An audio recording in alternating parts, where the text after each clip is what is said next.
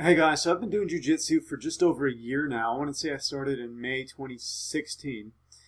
And I thought I'd share some of my thoughts. I've just had my second tournament where I actually placed. In my first tournament, I didn't do well at all. Part of that was because I had a respiratory infection. But even so, there was still a matter of skill and experience, and I could have done better than I had.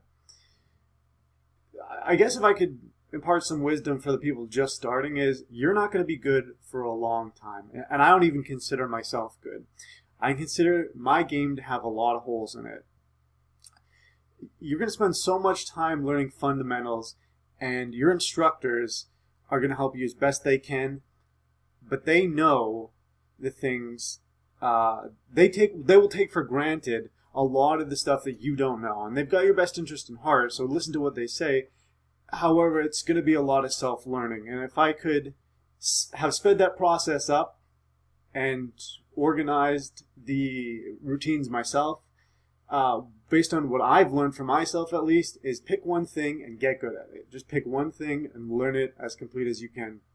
That's not possible all the time because, again, white belt, you have to learn your triangle chokes, you have to learn your arm bars, you have to learn your mount escapes, you have to learn how to pin properly and side control, and there's so many of those fundamentals that I'm just not that good at. But I do win, and I have submitted people have submitted belts higher than I am, and I still get my ass kicked a lot.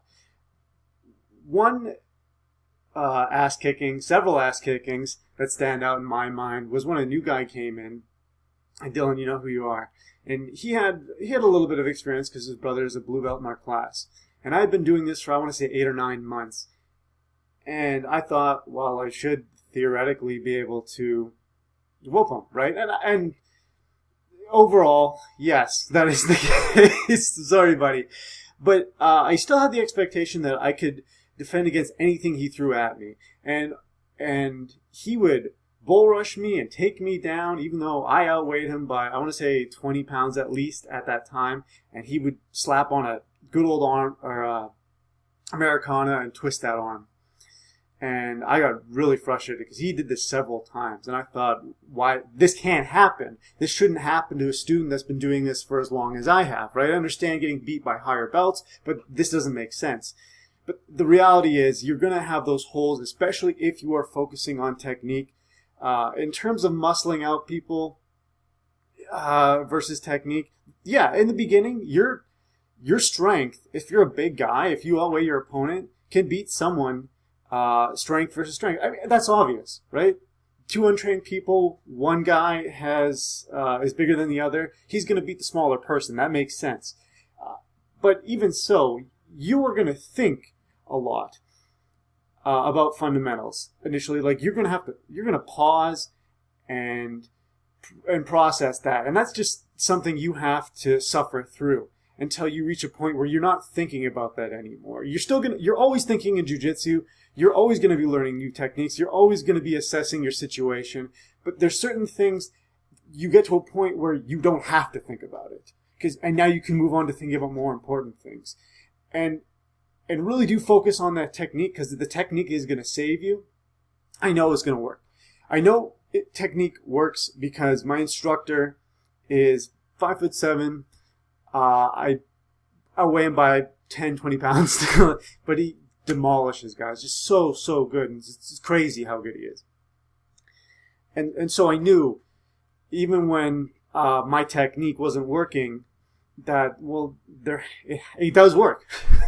But you don't know it. Your technique isn't going to be refined. It's not going to be instinct. But it does work, assuming you have a good instructor. So don't get discouraged. Yeah, don't get discouraged when some guy comes in and you've been doing it for 8 months and he can pin your ass down to the ground or throw on a cheap submission. You're going to work past that. And I have worked past that personally. It's all about commitment.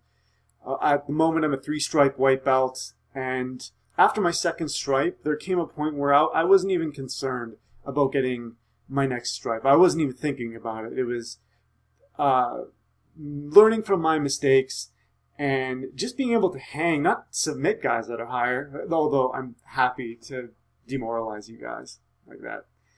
But not even submitting you guys, just sweeping you, pinning you. those things. So you got to take those small victories and realize you're not going to be perfect. You're not going to be good for a long time. But stay with it, because there's going to come a point where you are good. And the person that was getting you with those cheap, awful, sloppy-ass submissions, it's just not going to happen anymore. And you can't get upset at them, because it's going to make you a better person. So, yeah, that's all I have to say about it. Don't be discouraged. Even if you've been doing it for several months, there's so much to learn, guys. It's insane how intensive grappling is. Like wrestling, sambo, judo, all of that. It's just insane. You're going to be a walking encyclopedia by the time you're a black belt, right? And the concepts especially. You can see things and drill things that are fragmented, but you really need that experience rolling and sparring. So get that into, and then your body will begin to understand that and begin to react. Yeah, good luck.